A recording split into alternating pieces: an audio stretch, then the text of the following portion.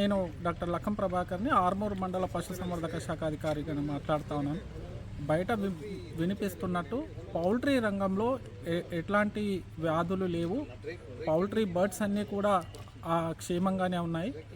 ఆర్మూర్ మండలంలో 4 లక్షల లేయర్ కోళ్ళు ఉన్నాయి.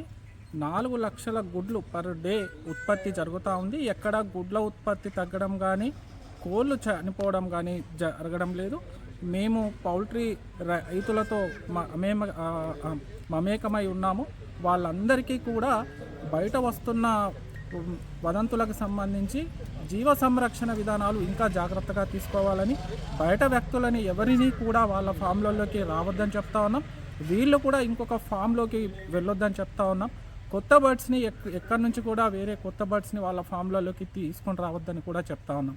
సో జీవ సంరక్షణ విధానాలు, బయోసెక్యూరిటీ మెజర్స్ చాలా జాగ్రత్తగా తీసుకుంటూ ఉండాలని చెప్తూనే ఆర్మూర్ మండల ప్రజలందరికీ కూడా చికెన్ కానీ గుడ్లు కానీ ఎటువంటి భయాందోళనలు లేకుండా హ్యాపీగా తినొచ్చని ఈ సందర్భంగా విజ్ఞప్తి చేస్తాము.